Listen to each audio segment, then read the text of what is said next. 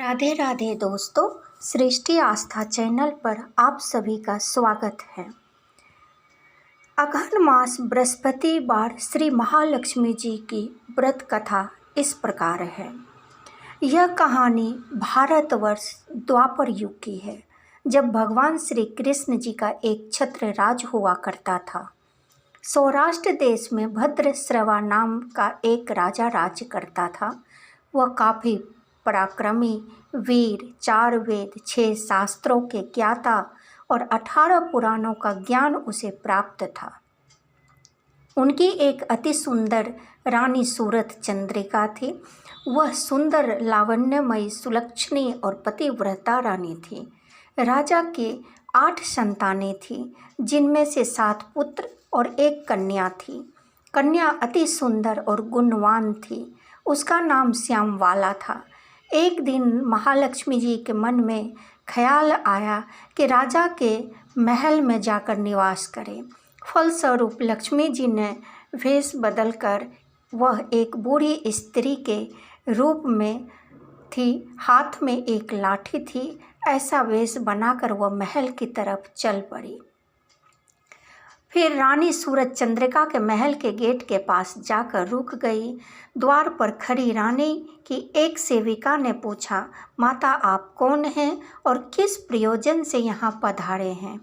कोई दुख तकलीफ हो तो भी बतावे, मैं महारानी जी से कहकर आपके दुखों को दूर करने की कोशिश करूँगी। लक्ष्मी जी मुस्कुराई। सेविका की बातें उन्हें अच्छी लगी। इस पर वह बोली, बेटी मेरा नाम कमला है, मेरे पति का नाम भुवनेश है, हम लोग द्वारकापुरी में रहते हैं। तुम्हारी रानी पूर्व जन्म में एक वैश्य की पत्नी थी। वह वैश्य बहुत गरीब था। घर में खाने पीने की परेशानी के कारण रोज रोज दोनों के बीच में लड़ाई झगड़ा हो जाता था। इससे दोनों बहुत दुखी थे। पति मारपीट करता था। इससे स्त्री बहुत दुखी हुई और एक दिन वह घर छोड़कर वन में आ पहुंची और बिना खाए पिए ही वन में घूमती रही और अंत में थक हार कर एक पेड़ के नीचे बैठकर रोने लगी। मैं उधर से गुजर रही थी। उसका दुख मुझसे सहा न गया। मैंने उसका दुख जाना और उससे भी लक्ष्मी जी की कथा सुनाई, जिससे उनके दुख दूर हो जाने वाले थे।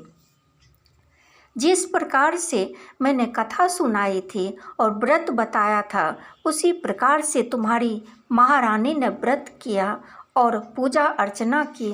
उससे महालक्ष्मी जी प्रसन्न हो गई और इस प्रकार उनके दुख दूर हुए। घर सुख संपदा से धन धान हो गया।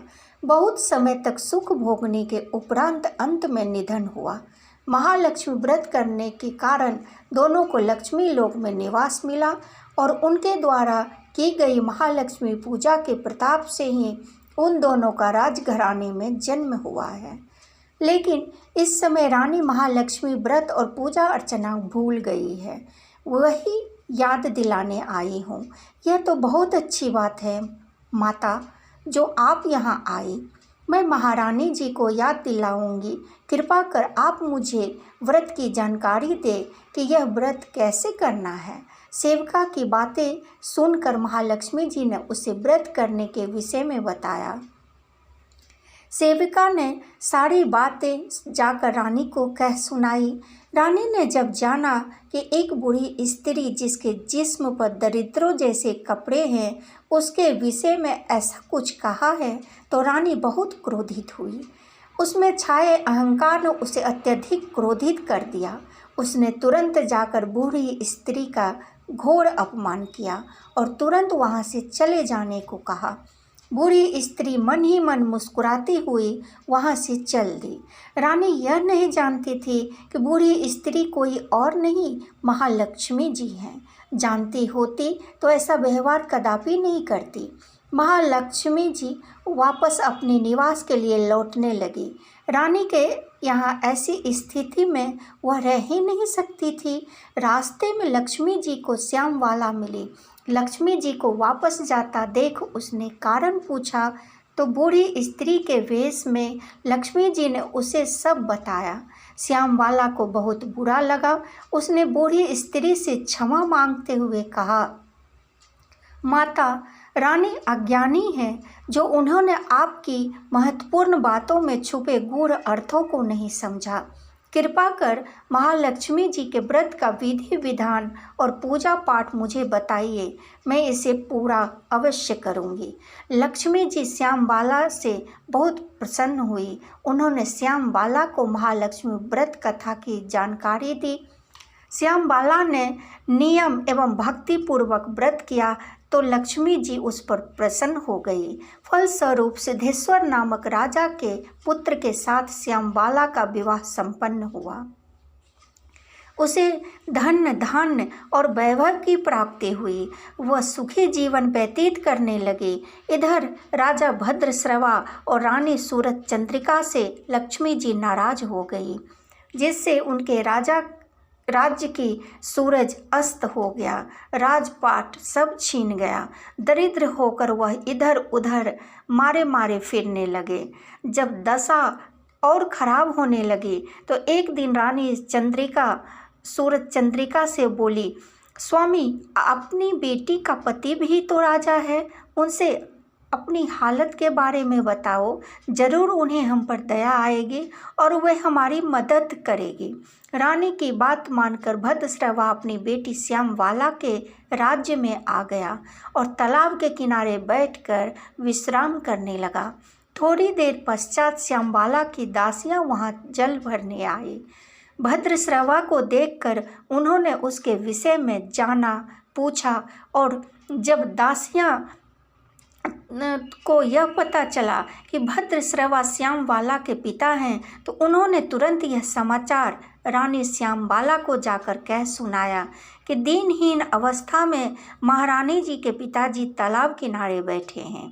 श्यामबाला तुरंत उन्हें लिवा कर लाई, उनका आदर सत्कार किया, पहनने के लिए नए वस्त्र दिए, मिठाइयों और अच्छे अच्छे पकवान खिलाए। भद्रश्रवा कई दिन वहाँ रहे और जब जाने की इजाज़त मांगी तो श्यामबाला ने उन्हें पीतल के एक घड़े में धन भर कर दिया। खुशी खुशी भद्रश्रवा अपने घर आए। रानी सूरज चंद्रिका को सारा वृत्तांत कहा और फिर अब घड़े में से धन निकालने लगे तो धन के स्थान पर घड़े में कोयले भरे देख दंग रह गए। श्यामबाला ने उनकी आंखों के सामने धन भरा था। दोनों हैरान परेशान अपने भाग्य को कोसने लगे, लेकिन तब भी उनके मस्तिष्क में यह बात नहीं आई कि महालक्ष्मी जी उनसे कुपित हो चुकी है। कुछ समय पश्चात सूरज चंद्रिका श्यामबाला के घर पहुंची। श्यामबाला महालक्ष्मी पुराण का व्रत कर रही थी। वह दिन था अघन मास, बृहस्पतिवार। श्यामबाला ने सूरज चंद्रिका से ही व्रत करवाया। सूरज चंद्रिका महालक्ष्मी पुराण व्रत कथा को जानकर घर लौट आई। उसे अपनी भूल का एहसास हो गया था।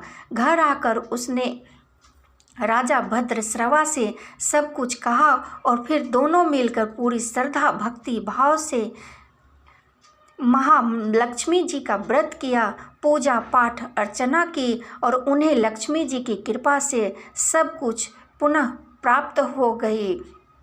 श्री महालक्ष्मी जी की कृपा और धन धान्य से घर भर गया। बोलो भगवती महालक्ष्मी जी की।